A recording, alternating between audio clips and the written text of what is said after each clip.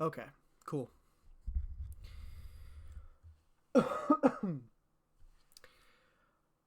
Let's do it. Let's read. So, this is a continuation of an ongoing series that I've been doing on YouTube. I took a little bit of a break from about a month ago. And so, where we left off on the YouTube series, we will pick up in chapter 6. Okay, so a little bit of recap. We are we've already been introduced to the monster. So Victor Frankenstein went off to college after his mom died. The death of his mom delayed him from going off to college. And when he finally did go off to college, he basically was one of the best and brightest. He didn't get along with one of the professors, but one of the other professors really inspired him. And so he got it in his head that he was going to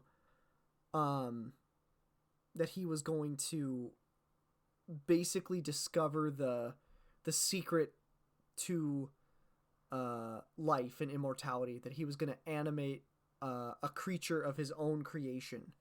And so we got to the point where he was successful, and he did that, right? So he actually made the monster, and it freaked him out so bad that he ran away. As soon as the monster woke up and started looking at him and smiling at him, he ran out into the streets, into the city, and was trying to get away from it. And he basically it wandered off. He doesn't know where it went. It just kind of disappeared. And he met up with his friend. His friend came to visit him. And then he went into a coma. And it was like several months went by. I want to say like over a year went by. And the monster's just been out there somewhere. And it's been like over a year now. And he's just kind of forgotten all about it. And he's just living his best life with his friend in this like college town, which is freaking bananas. It's actually just insane. So that's sort of where we left off. We can kind of jump back in here. Yeah, and we're into chapter 4. So, without any further ado, these are letters that he's gotten. So, we read the letter that his cousin, his first cousin / future wife, sent to him, and we won't comment on the problematic nature of their relationship by today's standards, but he did get that letter from his cousin, Elizabeth, basically keeping him up on the state of affairs. And now this is a letter from his father. So chapter 4, we can just jump right in. It's chapter 4. On my return, I found the following letter from my father. To Victor Frankenstein. My dear Victor, you've probably waited impatiently for a letter to fix the date of your return to us, and I was at first tempted to write only a few lines, merely mentioning the day on which I should expect you. But that would be a cruel kindness, and I dare not do it. What would be your surprise, my son, when you expected a happy and gay welcome, to behold, on the contrary, tears and wretchedness? And how, Victor, can I relate our misfortune? Absence cannot have rendered you callous to our joys and griefs, and how shall I inflict pain on an absent child? I wish to prepare you for the woeful news, but I know it is impossible. Even now your eye skims over the page to seek the words which are to convey to you the horrible tidings. William is dead. Oh, his brother. His little baby boy brother. Oh my gosh. That really sucks. So basically the dad's telling him, I got really heavy news for you, son. Buckle up. Your youngest brother's dead. That sweet child whose smiles delighted and warmed my heart, who was so gentle yet so gay, Victor, he is murdered. I will not attempt to console you, but will simply relate the circumstances of the transaction. Last Thursday, May 7th, I, my niece, and your two brothers went to walk the plain, the plain Palais. The evening was warm and serene, and we prolonged our walk farther than usual. It was already dusk before we thought of returning, and then we discovered that William and Ernest, who had gone on before, were not to be found. We accordingly rested on a seat until they should return. Presently Ernest came and inquired if we had seen his brother. He said that they had been playing together, that William had run away to hide himself, and that he vainly sought for him, and afterwards waited for him a long time, but that he did not return. Oh, man. So William and Ernest are playing, I don't know, they're playing out in the woods somewhere, I guess, the plain Palais. I don't know what that is. Let's Google that. Plain Palais.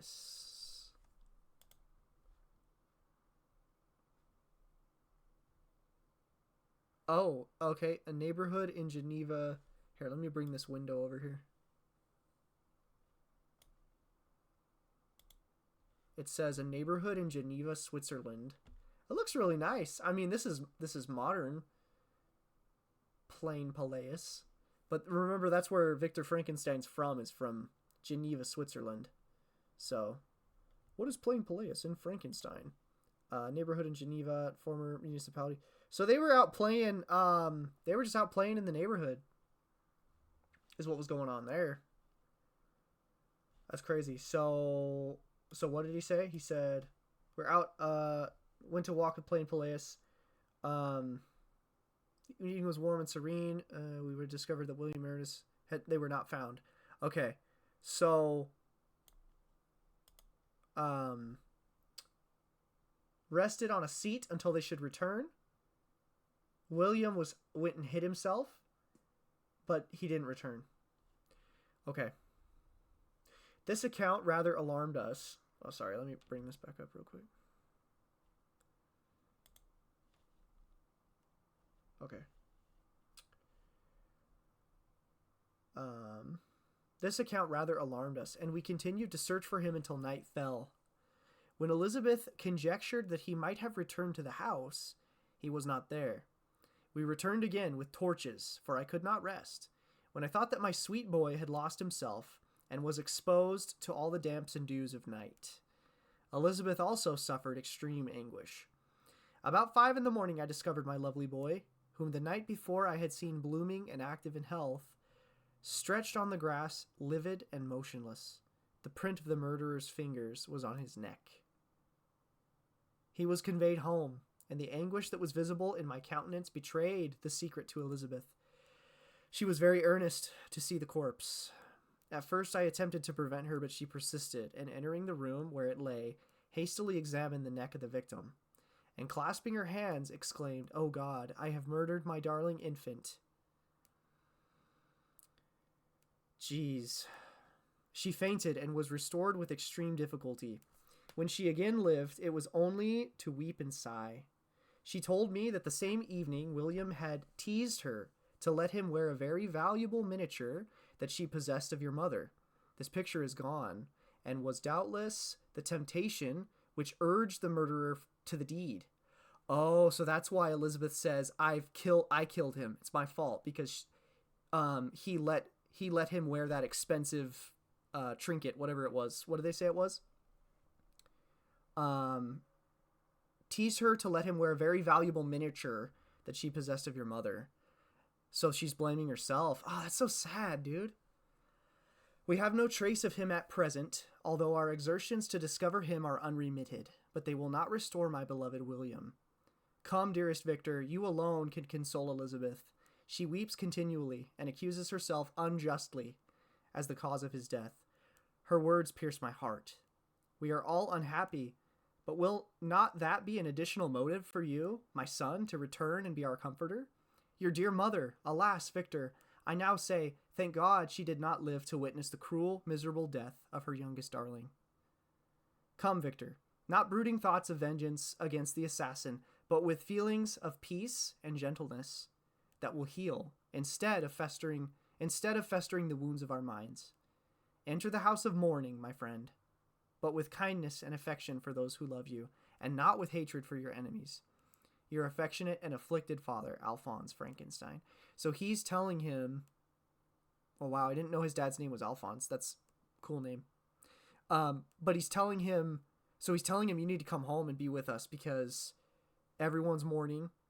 Your youngest brother died. But don't come with vengeance and hatred toward the murderer. Come with a heart for like healing. That's crazy. I mean, how could you not just have tons of hatred and want like vengeance on the person who killed your littlest baby brother? That's crazy. Clerval, remember, so that's Henry Clerval, his best friend Henry Clerval, right? Who has joined him at college now. Clerval, who had watched my countenance as I read this letter, was surprised to observe the despair that succeeded to the joy I at first expressed on receiving news from my friends. I threw the letter on the table and covered my face with my hands. "My dear Frankenstein," exclaimed Henry when he perceived me weep with bitterness, "are you always to be unhappy? My dear friend, what has happened?" I motioned to him to take up the letter, while I walked up and down the room in the extremest agitation. Tears also gushed from the eyes of Clerval as he read the account of my misfortune.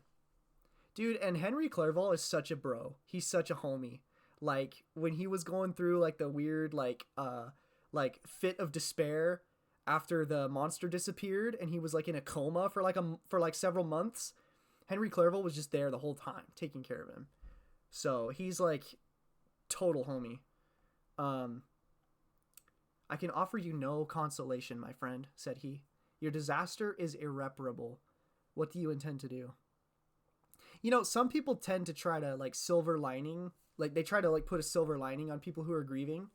But, I mean, I feel like that just gives me more points toward Henry Clerval in my book. The fact that he's like, I can't say anything to make you feel better, man. Like, this is literally such a disastrous thing. Like, what are you going to do?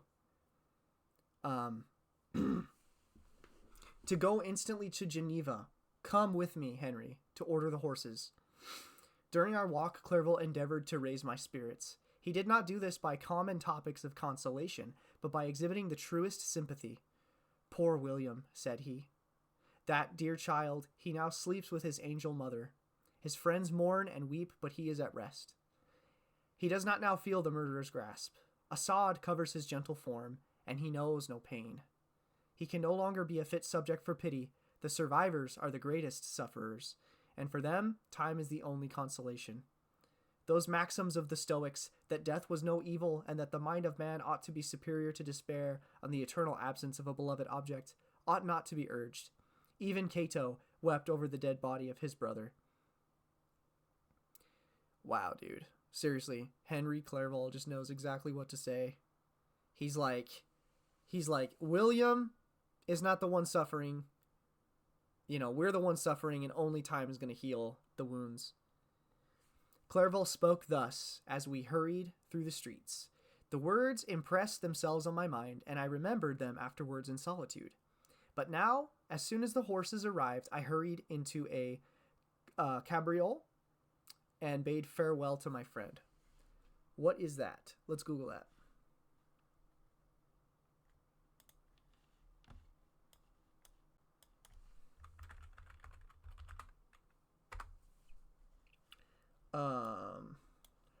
A cabriole refers to a specific ballet leap. Did I spell that right?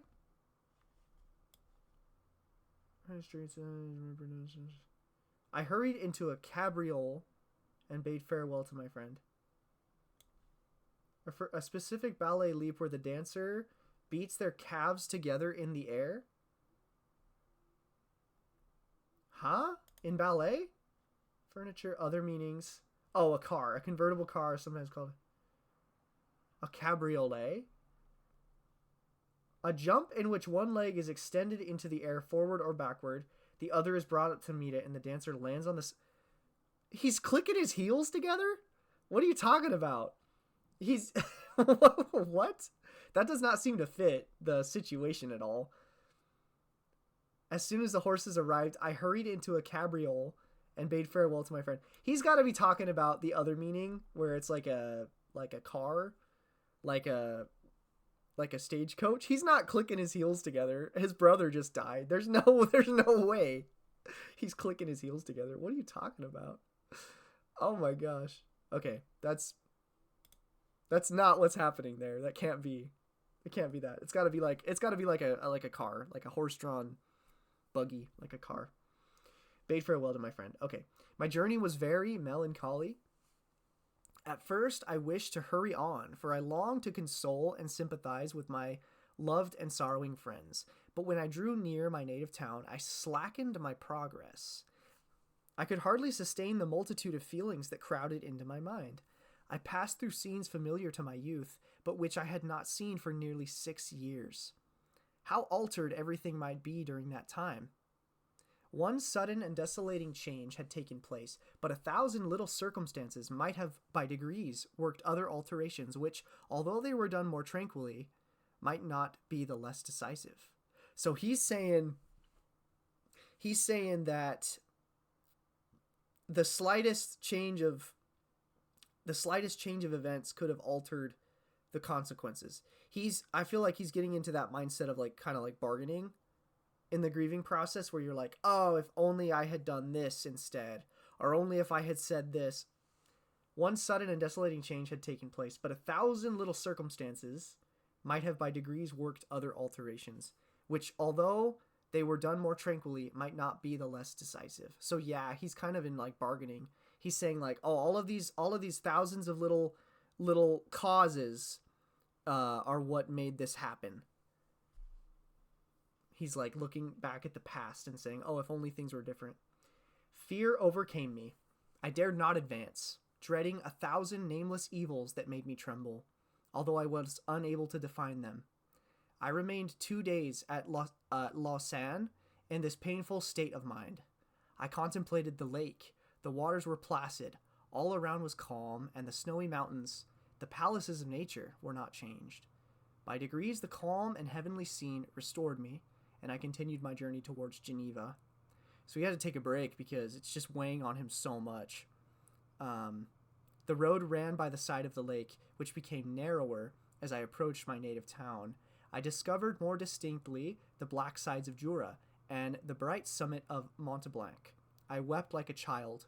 Dear mountains, my own beautiful lake, how do you welcome your wanderer? Your summits are clear, the sky and lake are blue and placid. Is this to prognosticate peace or to mock at my unhappiness? Wow. I don't know if you've ever like gone away from your hometown for like a long time, but then when you come back, you see all those familiar sights. That's like what's going on right now. He's seeing like all of the familiar sights of Geneva, the mountains, the scenery, and he's thinking in his head, he's like, you know, all of these things, it's like so bittersweet because he's coming back to his youngest brother being dead.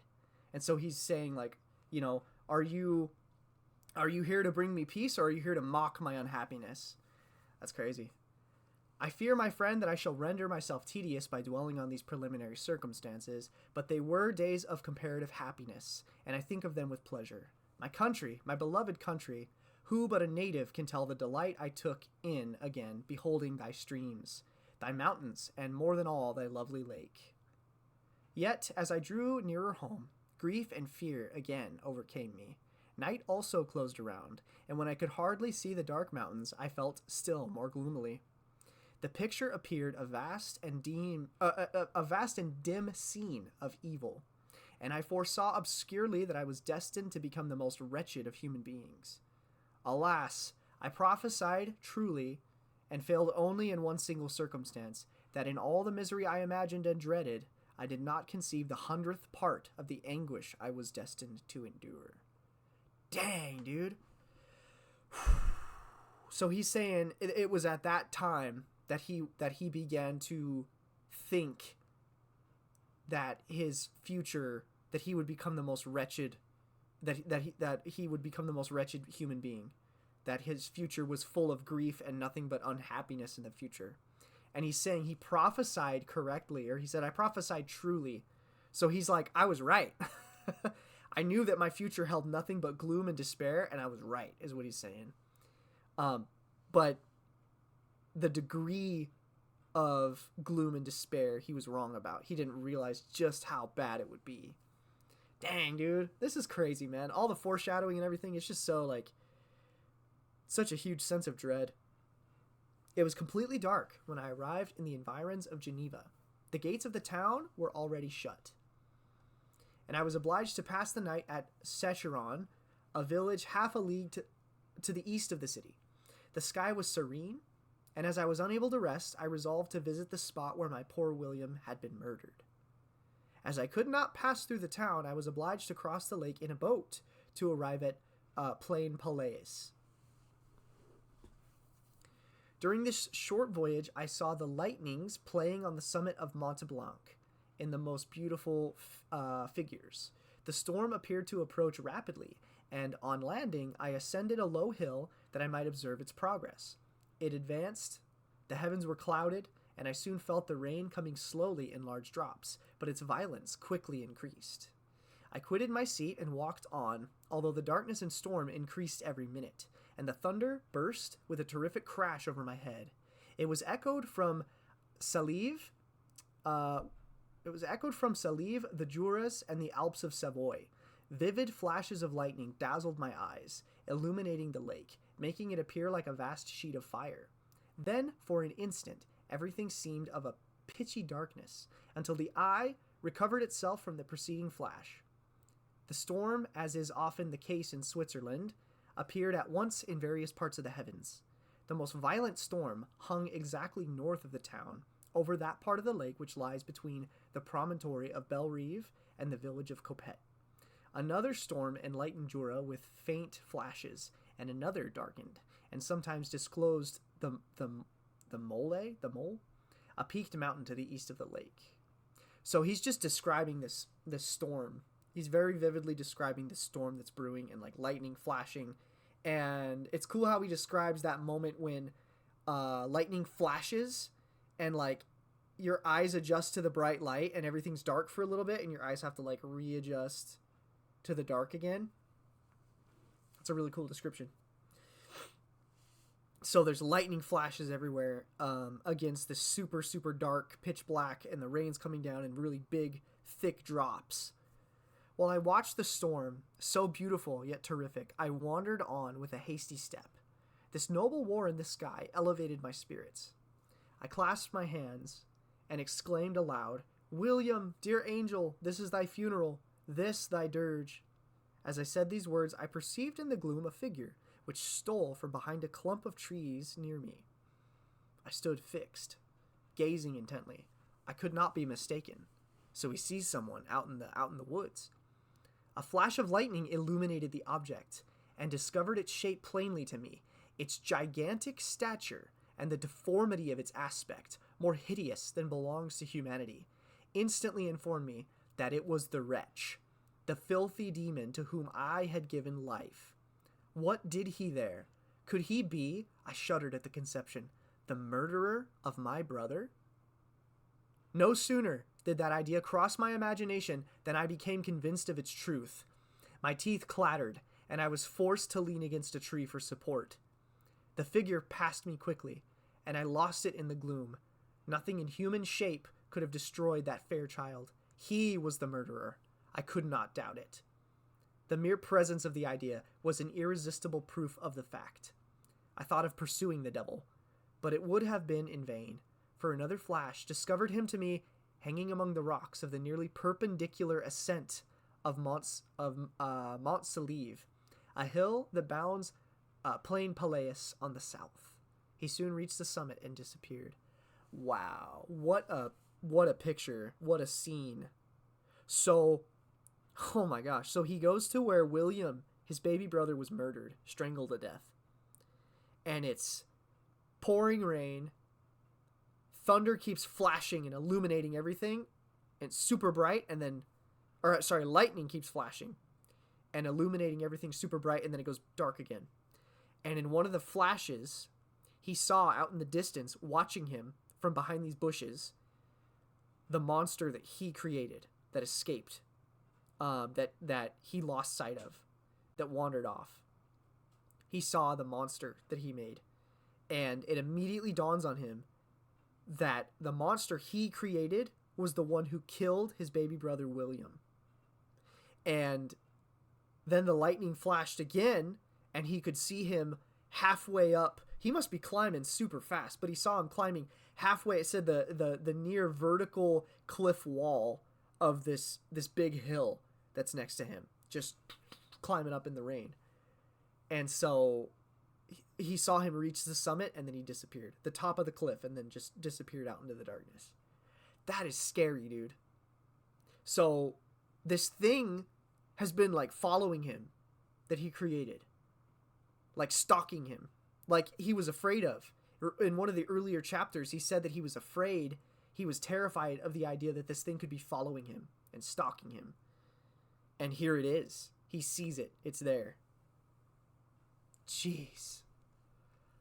I remained motionless. The thunder ceased, but the rain still continued, and the scene was enveloped in an impenetrable darkness. I revolved in my mind the events which I had until now sought to forget. The whole train of my progress towards the creation, the appearance of the work of my own hands alive at my bedside, its departure. 2 years had now... 2 years had now nearly elapsed since the night on which he first received life. And was this his first crime? Alas, I had turned loose into the world a depraved wretch, whose delight was in carnage and misery. Had he not murdered my brother? So he's wondering too, like, is this the first time he's killed? I made this thing, and now he's out there killing. He's out there, like, I made this like monster that delights in killing people. And he's wondering, is this the first crime that he's committed? Is this the first person he's killed? Ah, it's horrifying. No one can conceive the anguish I suffered during the remainder of the night, which I spent cold and wet in the open air. But I did not feel the inconvenience of the weather. My imagination was busy in scenes of evil and despair. I considered the being whom I had cast out among mankind, and endowed with the will and power to effect purposes of horror, such as the deed which he had now done, nearly in the light of my own vampire, my own spirit let loose from the grave, and forced to destroy all that was dear to me. Dude. Some of these, like, paragraphs, some of these sentences go so hard. Like, that's crazy. Day dawned, and I directed my steps towards the town. The gates were open, and I hastened to my father's house. My first thought was to discover what I knew of the murderer, and cause instant pursuit to be made. But I paused when I reflected on the story that I had to tell. A being whom I myself had formed and endued with life had met me at midnight among the precipices of an inaccessible mountain. I remembered also the nervous fever with which I had been seized just at the time that I dated my creation, and which would give an air of delirium to a tale otherwise so utterly improbable. I well knew that if any other had communicated such a relation to me, I should have looked upon it as the ravings of insanity. Besides, the strange nature of the animal would elude all pursuit, even if I were so far credited as to persuade my relatives to commence it. Besides, of what use would be pursuit? Who could arrest a creature capable of scaling the overhanging sides of Mount Salive? These reflections determined me, and I resolved to remain silent. So he's got lots of stuff going through his head. He's like, first of all, who's going to believe me? Like, if somebody told me that this happened to them, I would assume that it was ravings of insanity, he says. And then he said, how could I convince my family to try to hunt this guy down?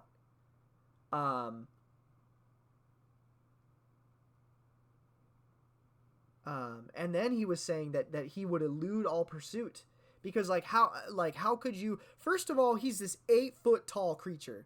In some of the past videos, I put like a little visual to show how tall 8 feet is compared to like a 6-foot tall person. And 8 feet tall is like nothing to throw a stick at. Like, so he's this 8-foot tall, like he's like as tall as like a freaking bear, like a grizzly bear when they stand up, you know? And he can scale the side of a mountain like super fast. Like, how are you going to catch him? How are you going to What are you gonna do? What are you gonna even do if you did catch up to him? He's huge. Like, what are you gonna do? How, that's crazy. So he's thinking all of these things. He's freaking out. So anyway, it was about 5 a.m. when I entered my father's house. I told the servants not to disturb the family and went into the library to attend their usual hour of rising. 6 years had elapsed, passed as a dream, but for one indelible trace, and I stood in the same place where I had last embraced my father before my departure for Ingolstadt. He's been gone 6 years. Holy crap. Beloved and respectable parent, he still remained to me. I gazed on the picture of my mother, which stood over the mantelpiece. It was an historical subject, painted at my father's desire, and represented Caroline Beaufort in an agony of despair, kneeling by the coffin of her dead father. Her garb was rustic, and her cheek pale, but there was an air of dignity and beauty that hardly permitted the sentiment of pity. Below this picture was a miniature of William, and my tears flowed when I looked upon it. While I was thus engaged, Ernest entered. He had heard me arrive, and hastened to welcome me.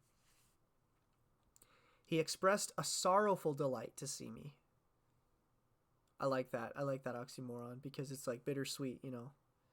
He expressed a sorrowful delight. He's happy to see his brother, but just not in these circumstances where they have to mourn their youngest brother. Wow.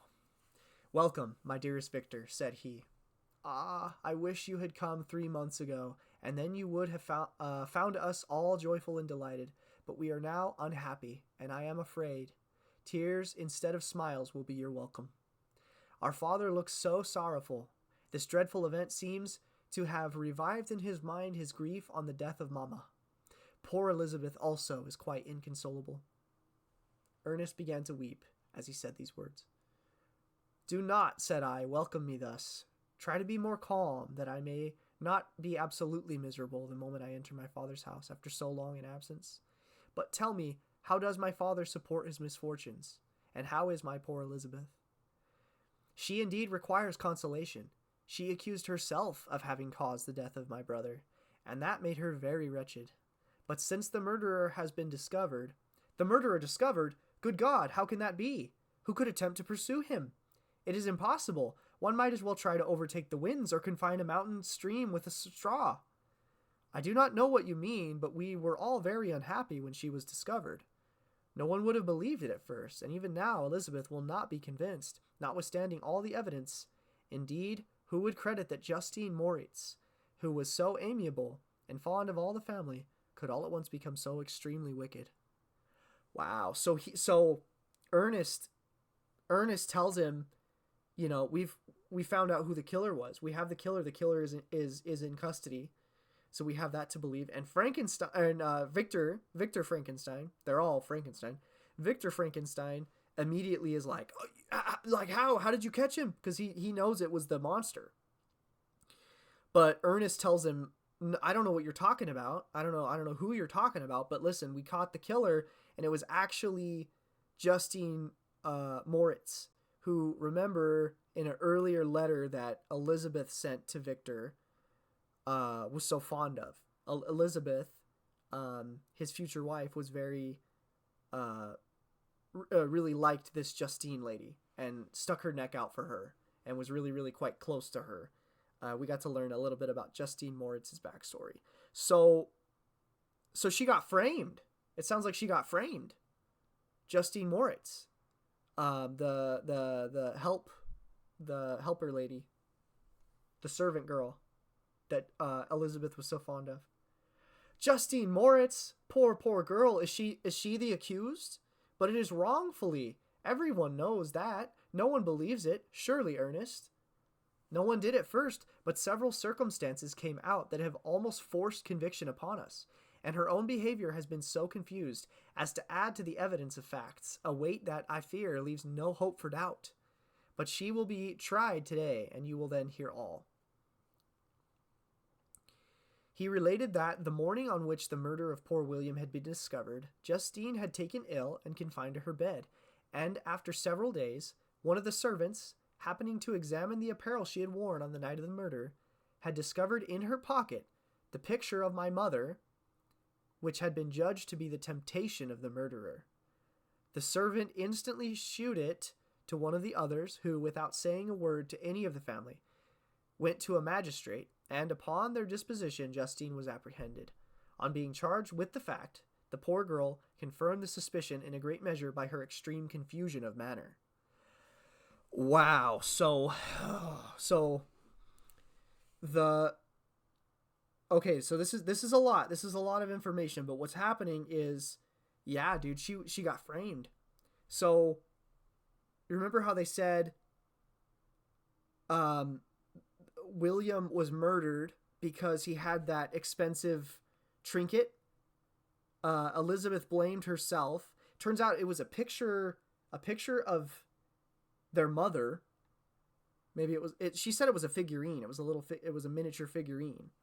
But anyway, so I don't know exactly what it was, but they found that the thing that William had, the valuable thing that William had that they thought was the motive for the murder, was to steal it.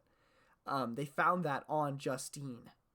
And so that was sort of like the evidence that the magistrate needed to lock her up. And so a servant found it, another servant went in and turned her in, and then she got arrested. And it said that she was so confused, it made her seem even more suspicious. She's like, what? I don't know what's going on. So it made her seem more suspicious. Her extreme confusion of manner. This was a strange tale, but it did not shake my faith, and I replied earnestly, "You are all mistaken. I know the murderer. Justine, poor good Justine, is innocent." At that instant my father entered.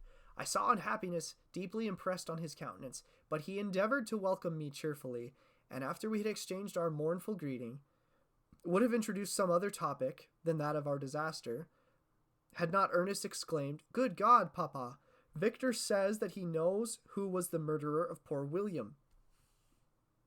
"We do also, unfortunately," replied my father, "for indeed I had rather have been forever ignorant than have discovered so much depravity and ingratitude in one I valued so highly." "My dear father, you are mistaken. Justine is innocent. If she is, God forbid that she should suffer as guilty. She is to be tried today, and I sincerely hope, that she will be acquitted."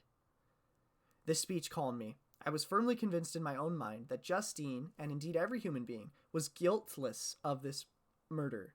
I had no fear, therefore, that any circumstantial evidence could be brought forward strong enough to convict her, and in this assurance I calmed myself, expecting the trial with eagerness, but without prognosticating an evil result. So, whatever was stolen from William when he was murdered, that they said the murderer would have stolen off of him because it was valuable, was planted on Justine. Just to reiterate, that's why everybody thinks she's the murderer. But Victor Frankenstein knows it was the monster that killed his brother. But how is he going to convince everyone? We were soon joined by Elizabeth. Time had made great alterations in her form since I had last beheld her. 6 years before, she had been a pretty, good-humored girl, whom everyone loved and caressed. She was now a woman in stature and expression of countenance, which was uncommonly lovely. An open and capacious forehead. Dude, the way that he describes her, like earlier when he compared her to like a summer insect, how are you going to compare your future wife to an insect and say that she has a giant forehead? Like literally, dude, this is actually crazy. An open and capacious forehead gave indications of a good understanding, joined to great frankness of disposition. Her eyes were hazel and expressive of mildness. Now, through recent affliction, allied to sadness. Her hair was of a rich, dark auburn, her complexion fair, and her figure slight and graceful. Okay, he's getting some points back. Just don't mention to her that she has a big forehead. She welcomed me with the greatest affection. "Your arrival, my dear cousin," said she, "fills me with hope. You perhaps will find some means to justify my poor guiltless Justine. Alas, who is safe if she be convicted of crime? ? I rely on her innocence as certainly as I do upon my own.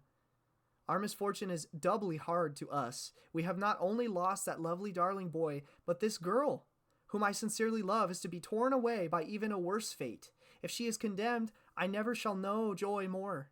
But she will not, and I am sure she will not. And then I shall be happy again, even after the sad death of my little William. So they gotta vindicate Justine, dude. They gotta prove she's innocent, and they gotta prove Frankenstein just gotta tell everybody it was this monster that I made. Like, you gotta convince them. You gotta convince them. She is innocent, my Elizabeth, said I, and that shall be proved. Fear nothing, but let your spirits be cheered by the assurance of her acquittal. How kind you are. Everyone else believes in her guilt, and that made me wretched, for I knew that it was impossible, and to see everyone else prejudiced in so deadly a manner rendered me hopeless and despairing, she wept. Sweet niece, said my father, dry your tears. If she is, as you believe, innocent, rely on the justice of our judges, and the activity with which I shall prevent the slightest shadow of partiality. Okay, so Elizabeth and Victor Frankenstein are in Justine's corner, and they wanna prove that she's innocent. They are trying to put the pieces together to prove that she's innocent. Victor Frankenstein notices that Elizabeth has grown up in a lot of ways. He's eyeing her up and down. He's like, girl. He said, girl, you looking good. He said, But they got matters to attend to, okay? They can't be messing around any funny business right now. They got to prove that Justine is innocent, and they got to prove that it was the monster. I'm thinking, because, whenever there's like stories about Frankenstein, you've always got the villagers with the pitchforks and the torches. Like, I'm assuming that's where this goes. I'm assuming that at some point, Victor Frankenstein gets all of the townspeople behind him, and they go out into the woods and chase the monster away. That's what it kind of seems like, because this guy's like public enemy number one, dude. He's killing little boys. He's stealing their necklaces, and he's planting them on innocent women. Like, he's doing all kinds of horrible things.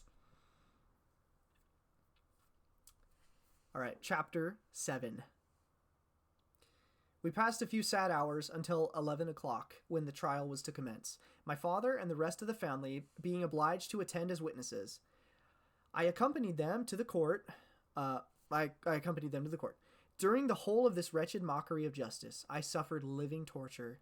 It was to be decided whether the result of my curiosity and lawless devices would cause the death of two of my fellow beings, one a smiling babe full of innocence and joy, the other far more dreadfully murdered, with every aggravation of infamy that could make the murder memorable in horror. Justine also was a girl of merit, and possessed qualities which promised to render her life happy. Now all was to be obliterated in an ignominious grave, and I the cause.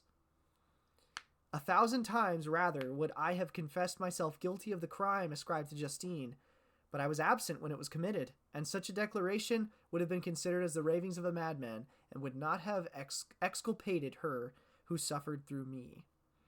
Wow, so he's saying if I could, I would have stood up there and said I did it, but everyone would have known. There's no way he could have done it, because his alibi. He was all the way in another town, like super far away at college.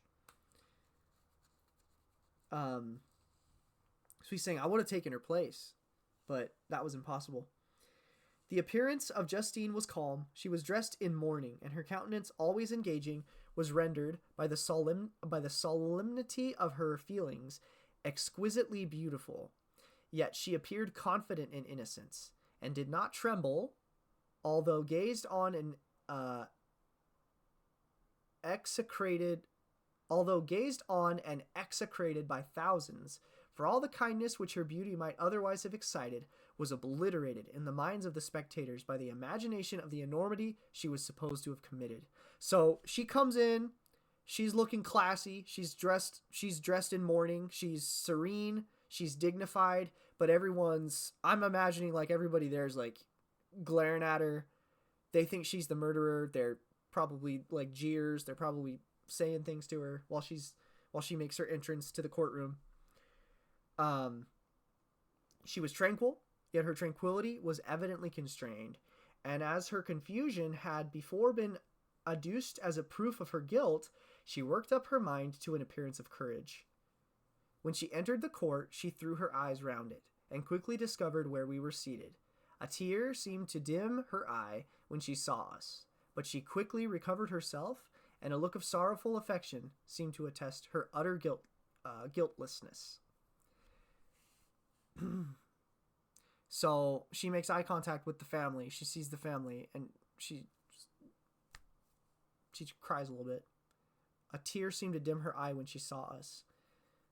Anyway, the trial began, and after the advocate against her had stated the charge, several witnesses were called. Several strange facts combined against her, which might have staggered anyone who had not such proof of her innocence as I had.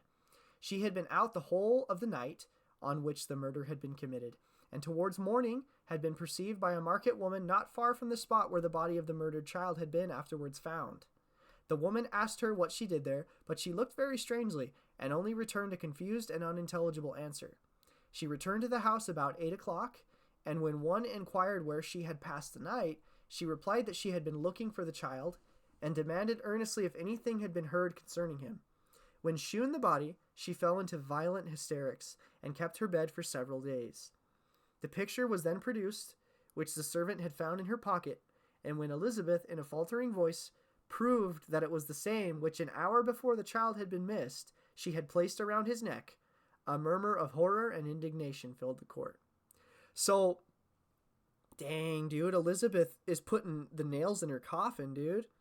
But she has to, tell the truth. She has to testify in court that, yeah, they found the necklace that Elizabeth put on William before he went missing. They found that necklace in Justine's pocket, and Elizabeth just testified to the court that that was the same necklace that she put on William's neck. Wow. And it says, a murmur of horror and indignation filled the court when that discovery was made. Man, I'm just picturing like this court. Elizabeth is up there. She's like crying. She's trying to keep it together. This is horrible, man. This is so bad. Justine was called on for her defense. As the trial had proceeded, her countenance had altered. Surprise, horror, and misery were strongly expressed. Sometimes she struggled with her tears, but when she was desired to plead, she collected her powers and spoke in an audible although variable voice. God knows, she said, how entirely I am innocent, but I do not pretend that my protestations should acquit me. I rest my innocence on a plain and simple explanation of the facts which have been adduced against me, and I hope that the character I have always borne will incline my judges to a favorable interpretation where any circumstance appears doubtful or suspicious. She then related that by the permission of Elizabeth, she had passed the evening of the night on which the murder had been committed at the house of an aunt at Chennai. I'm going to say Chennai, a village situated at about a league from Geneva. On her return, at about 9 o'clock, she met a man who asked her if she had seen anything of the child who was lost. She was alarmed by this account and passed several hours in looking for him. When the gates of Geneva were shut, and she was forced to remain several hours of the night in a barn belonging to a cottage, being unwilling to call up the inhabitants, to whom she was well known, unable to rest or sleep, she quitted her asylum early, that she might again endeavor to find my brother. If she had gone near the spot where his body lay, it was without her knowledge. That she had been bewildered when questioned by the market woman was not surprising, since she had passed a sleepless night, and the fate of poor William was yet uncertain. Concerning the picture, she could give no account. Wow, so that's a pretty wild story. So, and to be honest, it seems kind of far-fetched. Like, obviously she didn't do it. We know the monster did it. But she's saying that she got locked out of the city when the gates were shut. She passed the night in a barn outside of the city gates and couldn't sleep because she was so worried sick about William. And early in the morning, she got up to go continue to look for him. And she didn't realize that she had been near where this all went down, where William died, or William was murdered. And the reason why she seemed so strange when she was questioned by somebody in the morning was because she hadn't gotten any sleep that night. She was delirious. I know, continued the unhappy victim, how heavily and fatally this one circumstance weighs against me. But I have no power of explaining it. And when I have expressed my utter ignorance, I am only left to conjecture concerning the probabilities by which it might have been placed in my pocket. But here also I am checked. I believe that I have no enemy on earth, and none surely would have been so wicked as to destroy me wantonly. Did the murderer place it there? I know of no opportunity afforded him for doing so, or if I had, why should he have stolen the jewel to part with it again so soon? So she's saying, look, I don't know why that necklace, I don't know why the necklace was in my pocket. The murderer must have planted it there, but I can't tell you why. I can't tell you why he would do that and not just steal it, not just take it for himself. Like, I have no idea why. So she's kind of almost condemning herself a little bit here. She's being real. She's being fair. I commit no cause to the justice of my judges, yet I see no room for hope. I beg permission to have a few witnesses examined concerning my character, and if their testimony shall not overweigh my supposed guilt, I must be condemned, although I would pledge my salvation on my innocence. Several witnesses were called, who had known her for many years, and they spoke well of her, but fear and hatred of the crime of which they supposed her guilty rendered them timorous and unwilling to come forward. Elizabeth saw even this last resource, her excellent dispositions and irreproachable conduct, about to fail the accused, when, although violently agitated, she desired permission to address the court. So, so nobody wants to come forward and speak for her because everybody thinks she did it. This is so sad, bro. And then she says she wants permission to address the court one more time. I am, said she, the cousin of the unhappy child who was murdered, or rather his sister, for I was educated by and have lived with his parents ever since and even long before his birth. It may therefore be judged indecent in me to come forward on this occasion, but when I see a fellow creature about to perish through the cowardice of her pretended friends, I wish to be allowed to speak, that I may say what I know of her character. I am well acquainted with the accused. I have lived in the same house with her, at one time for 5, and at another for nearly 2 years. During all that period, she appeared to me the most amiable and benevolent of human creatures. She nursed Madame Frankenstein, my aunt, in her last illness with the greatest affection and care, and afterwards attended her own mother during a tedious illness in a manner that excited the admiration of all who knew her. After which she again lived in my uncle's house, where she was beloved by all the family. She was warmly attached to the child, who is now dead, and acted towards him like a most affectionate mother. For my own part, I do not hesitate to say that notwithstanding all the evidence produced against her, I believe and rely on her perfect innocence. She had no temptation for such an action. As to the bauble on which the chief proof rests, if she had earnestly desired it, I should have willingly given it to her. So much do I esteem and value her. Wow. So, I got to backtrack a little bit because I got that wrong. That wasn't Justine asking to speak again. I got mixed up. That was Elizabeth. Elizabeth standing up and sticking up for Justine. So Elizabeth does come forward and with her testimony of Justine's character to try to sway the opinions of the court. She basically gives her whole life story and says, I know her, and at the very end she says, if she wanted that jewel that I let William wear before he was killed and it was stolen, if she asked me for it, I would have given it to her because I trust her that much. I love her that much. Excellent, Elizabeth. A murmur of approbation was heard, but it was excited by her generous interference, and not in favor of poor Justine, on whom the public indignation was turned with renewed violence, charging her with the blackest ingratitude. She wept as Elizabeth spoke, but she did not answer. My own agitation and anguish was extreme during the whole trial. I believed in her innocence. I knew it.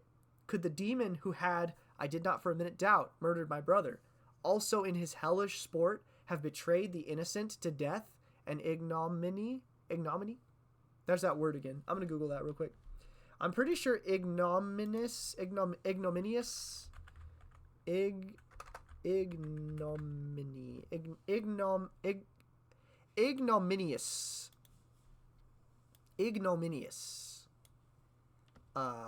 it means deserving or causing public disgrace or shame. So ignominy, ignominy, ignominy, ignominious, ignominious, ignominious, ignominious. Okay, ignominy, ignominy. Anyway, I don't know how you pronounce that, but it means basically that you deserve public disgrace, public shame. So okay, all right. It's good to know. I could not sustain the horror of my situation, and when I perceived that the popular voice and the countenances of the judges had already condemned my unhappy victim, I rushed out of the court in agony. The tortures of the accused did not equal mine. She was sustained by innocence, but the fangs of remorse tore my bosom and would not forego their hold.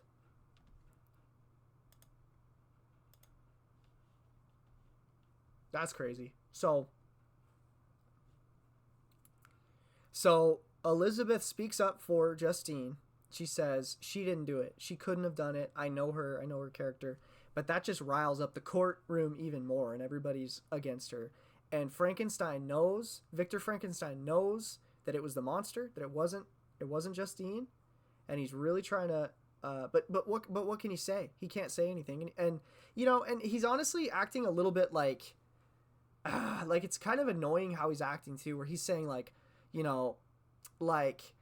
Justine has to suffer to be like falsely accused of murder, but she's not suffering as much as me because I know that she didn't do it and I know it was the monster. Like, it's kind of annoying that he's saying that he's suffering more than her when she's about to be like put to death, but it's kind of annoying. It's kind of narcissistic, kind of self-righteous of him. Anyway, I passed a night of unmingled wretchedness. In the morning, I went to the court. My lips and throat were parched. I dared not ask the fatal question, but I was known, and the officer guessed the cause of my visit.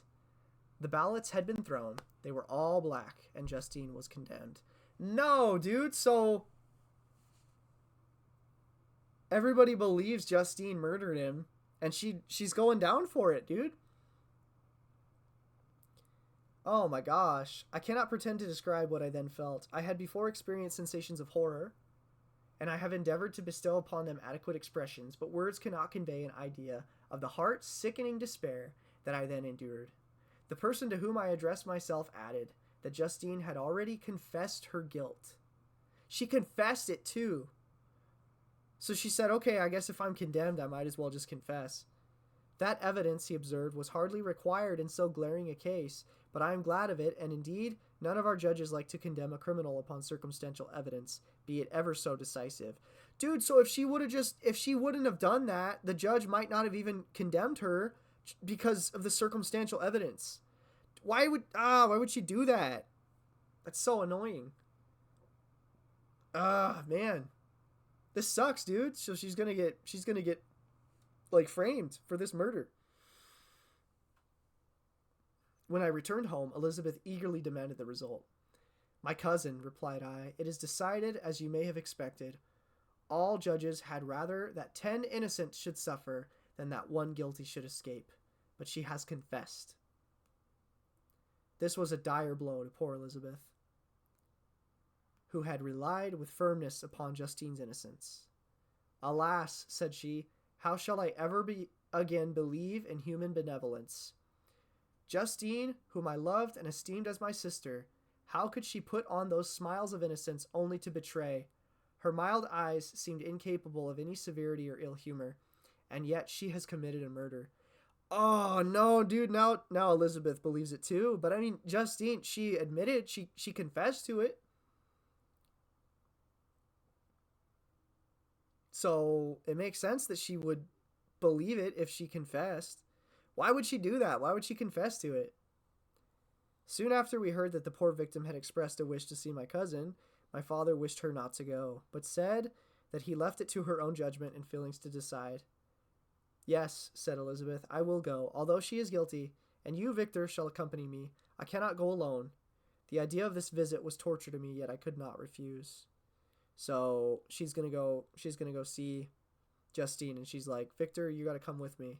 He's like, dude, He's like, dude, I'm the reason this whole thing. He's the reason this whole thing happened, because he made this monster that stalked him and killed his baby brother. This is crazy.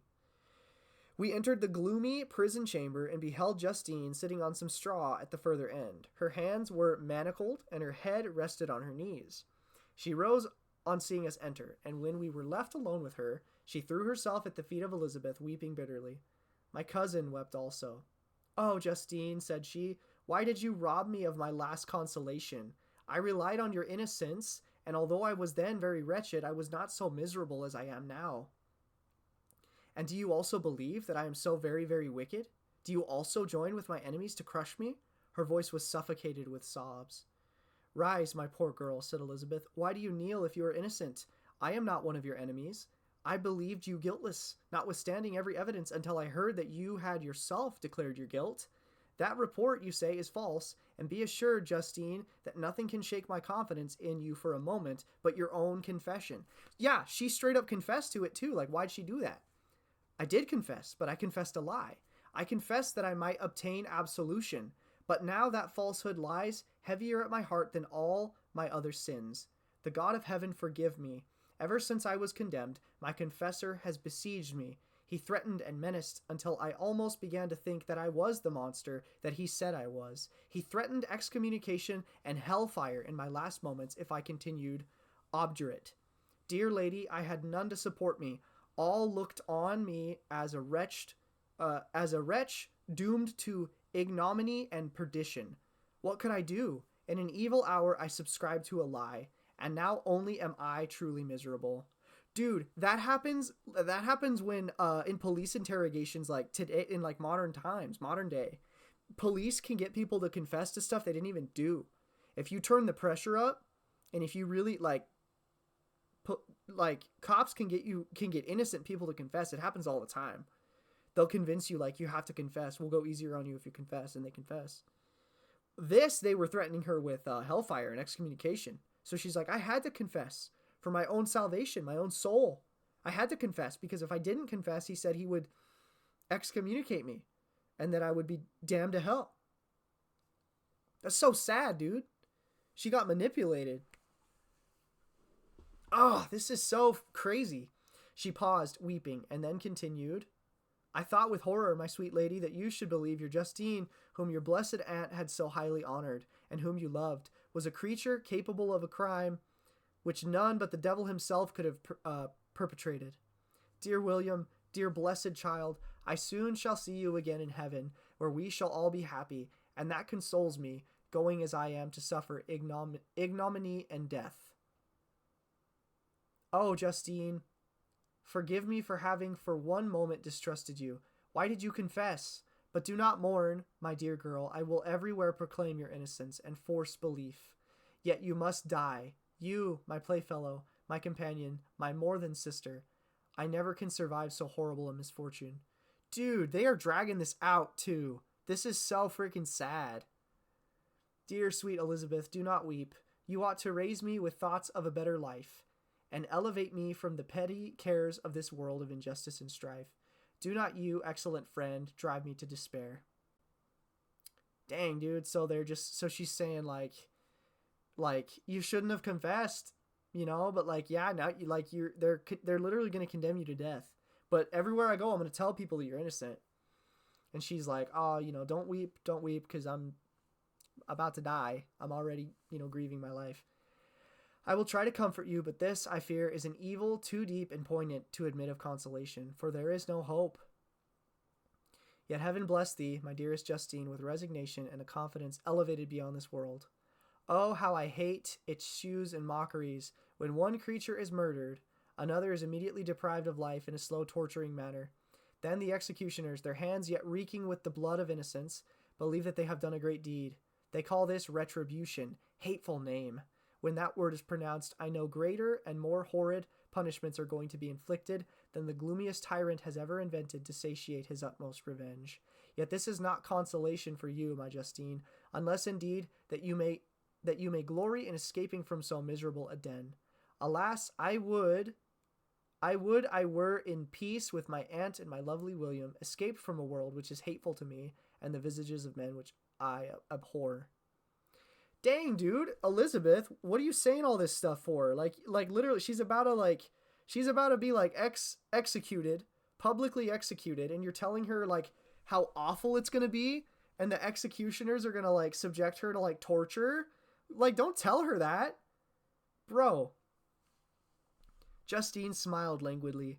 This, dear lady, is despair, and not resignation. I must not learn the lesson that you would teach me. Talk of something else, something that will bring peace and not increase my misery. Seriously, like, say anything else. Like, that's literally the worst thing you could be talking about, is like how painful her execution and torture is going to be.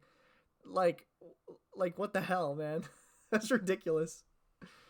I don't mean to laugh. This is heavy stuff. This is super, super heavy stuff, but jeez, bro. During this conversation, I had retired to a corner of the prison room where I could conceal the horrid anguish that possessed me. Despair. Who dared talk of that? The poor victim, who on the morrow was to pass the dreary boundary between life and death, felt, not as I did, such deep and bitter agony. I gnashed my teeth and ground them together, uttering a groan that came from my inmost soul. Justine started. When she saw who it was, she approached me and said, "Dear sir, you are very kind to visit me. You, I hope, do not believe that I am guilty." I could not answer. "No, Justine," said Elizabeth, "he is more convinced of your innocence than I was, for even when he heard that you had confessed, he did not credit it." Wow. I truly thank him. In these last moments, I feel the sincerest gratitude towards those who think of me with kindness. How sweet is the affection of others to such a wretch as I am. It removes more than half my misfortune, and I feel as if I could die in peace, now that my innocence is acknowledged by you, dear lady, and your cousin. Thus the poor sufferer tried to comfort others and herself. She indeed gained the resignation she desired, but I, the true murderer, there you go, now he's admitting it. Now he's admitting that it's his fault because he created the monster that killed William. But I, the true murderer, felt the never-dying worm alive in my bosom, which allowed of no hope or consolation. Elizabeth also wept and was unhappy, but hers also was the misery of innocence, which, like a cloud that passes over the fair moon, for a while hides but cannot tarnish its brightness. Ooh, that's a bar right there. I gotta read that again. Elizabeth also wept and was unhappy, but hers also was the misery of innocence, which, like a cloud that passes over the fair moon, for a while hides but cannot tarnish its brightness. Wow. Anguish and despair had penetrated into the core of my heart. I bore a hell within me, which nothing could extinguish. We stayed several hours with Justine, and it was with great difficulty that Elizabeth could tear herself away. "I wish," cried she, "that I were to die with you. I cannot live in this world of misery." Ah, dude. Justine assumed an air of cheerfulness, while she with difficulty repressed her bitter tears. She embraced Elizabeth and said in a voice of half-suppressed emotion, "Farewell, sweet lady, dearest Elizabeth, my beloved and only friend. May heaven in its bounty bless and preserve you. May this be the last misfortune that you will ever suffer. Live and be happy and make others so." Wow. That's a bar right there too. Live and be happy and make others so. Those are words to live by, bro. That's deep. As we returned, Elizabeth said, "You know not, my dear Victor, how much I am relieved, now that I trust in the innocence of this unfortunate girl. I never could again have known peace if I had been deceived in my reliance on her.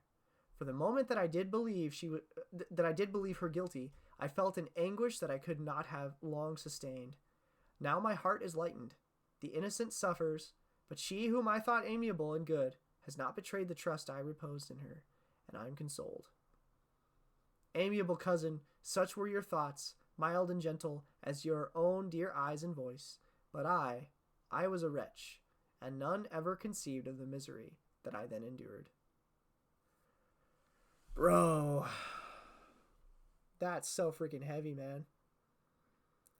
So, there's nothing that they could do. Everybody already had their minds made up that Justine was the murderer. And no matter what they said, it just made everybody even more angry. And she was pressured into confessing by, sounds like a clergyman, a priest, comes over and says, if you don't confess, we're going to excommunicate you, and then your soul is going to be cast into hell. And so they pretty much made her confess to it. And this whole time, Victor Frankenstein, he could say something. He could have tried to explain to them that there's a monster out there. He could have at least said something. You know, maybe they believe you, maybe they don't believe you. You know, but like, you're really going to let her die without speaking up at all about it? This guy's crazy, man. This guy, I don't know. That's rough, dude. I'm like bummed out now. Oh, man. I don't think I have time for another chapter. I think we're going to end it here. Oh, that's the end of volume 1. So now we're into volume 2. Chapter 1 of volume 2 awaits us next time. All right. We'll pick it up next week.